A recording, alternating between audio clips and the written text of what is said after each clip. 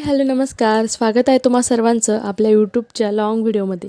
तर आज ना दिवसाची सुरुवात ही कामापासून झाली आणि कामाचा शेवट हा एक कप चहाने. तसं तर मला जास्त चहा प्यायला आवडत नाही, पण आज दिवसभर काम करून एवढे दमले होते की आज चहा पिण्याची इच्छा झाली. तर मी आणि मम्मींनी मग सोबत चहा घेतली आणि चहा घेतल्यानंतरही माझं बरंचसं काम बाकी होतं, कारण आज मला गावी जायचं आहे.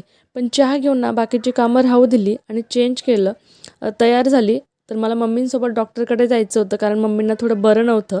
तर मग आम्ही तिकडे जाण्यासाठी निघालो होतो. तर आता जवळपास 7 वाजलेले आहेत. तिकडनं आल्यानंतर मला पॅकिंग करायची आहे, स्वयंपाक बनवायचा, त्यानंतर जेवण करायचं, भांडी वगैरे घासायची, असं भरपूर माझं काम राहिलेलं आहे.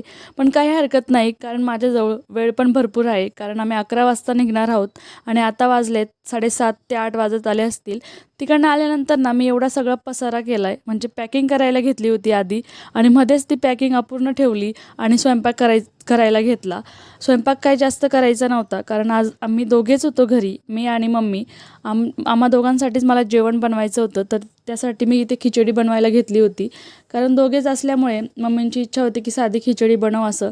तर म्हटलं खिचडीच बनवूया, म्हणजे पटकन बनेल आणि खिचडी शिजते तोपर्यंत माझी पॅकिंग पण पूर्ण. गावाला जाण्याचं कारण आहे, माझ्या चुलत बहिणीच्या मुलीचं लग्न आहे. ती फक्त माझ्या चुलत बहिणीची मुलगी नाही, तर माझी चांगलीच मैत्रीण देखील आहे. कारण आम्ही सोबत शाळेत गेलो आहोत, सोबत खूप मस्ती केली आहे, एकमेकींसोबत खूप गोष्टी शेअर केल्या आहेत आणि आता तिचं लग्न आहे. तर तिच्या लग्नासाठी फक्त आम्ही दोघेच नाही बरं का, तर तिचे आजी बाबा म्हणजेच आमचे मामा मामी देखील आमच्यासोबत येणार आहेत.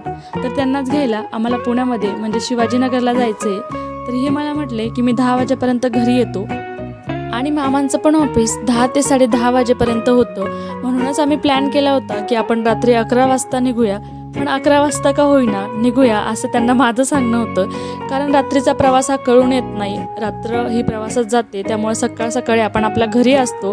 प्रवासाचा थकवाही एवढा जाणवत नाही. पण हाच जर प्रवास आपण दिवसा केला ना, त्याने खूप थकवा येतो, दुखणंसुद्धा येतं कधी कधी. कारण धुळे आम्हाला इथून 350 किलोमीटर आहे आणि 350 किलोमीटर दिवसा प्रवास करणं सोपं नाही. उद्याची मेहंदी आहे, त्यामुळे म्हटलं रात्रीचा प्रवास करूया आज रात्रभर, दुपारी आराम करूया उद्या आणि संध्याकाळी मेहंदीसाठी आपण फ्रेश असू तिथे गेल्यानंतर, असं माझं म्हणणं होतं. म्हणून आम्ही आज रात्री 11 वाजता निघणार आहोत. असो, तुमच्यासोबत बोलत बोलत माझी खिचडी टाकून होते. जर तुम्ही आपल्या चॅनलवरती नवीन असाल तर आपलं चॅनल नक्की सबस्क्राईब करा. व्हिडिओ आवडला असेल तर व्हिडिओला लाईक, कॉमेंट, शेअर करा.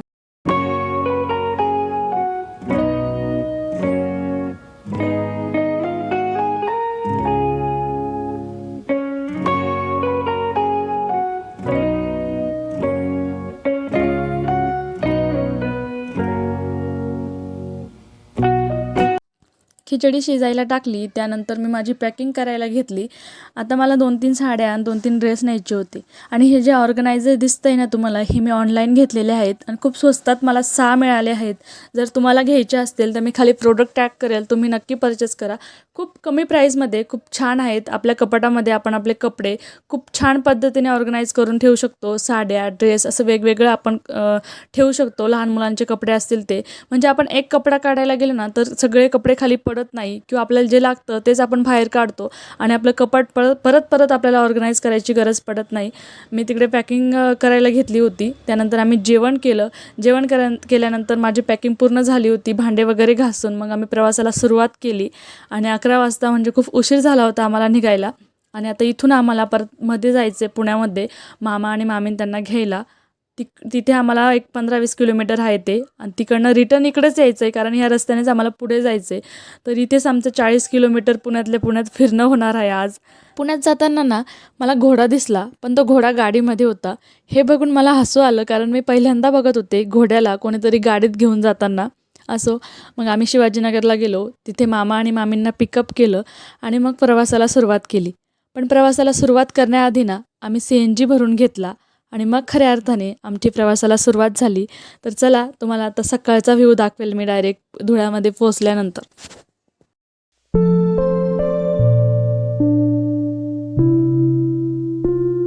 गुड मॉर्निंग तुम्हा सर्वांना. तर आम्ही सकाळी झोडग्यात पोहोचलो. तिथे पोहोचल्यानंतर आम्ही CNG भरून घेतला आणि पुढे निघालो.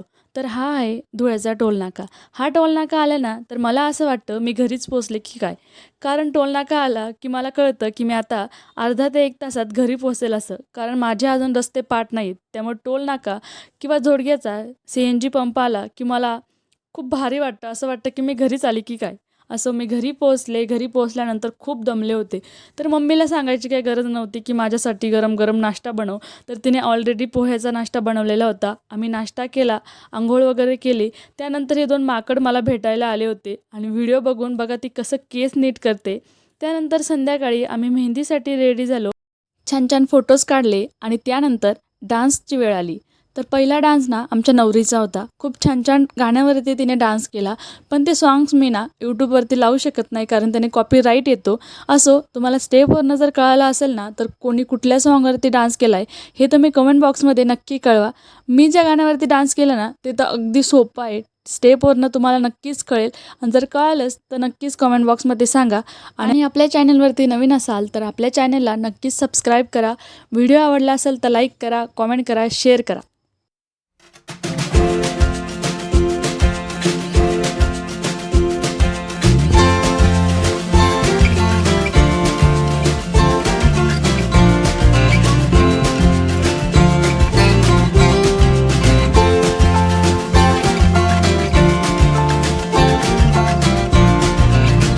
डान्स करताना कुणी मध्ये आलेलं खरंच आपल्याला आवडत नाही.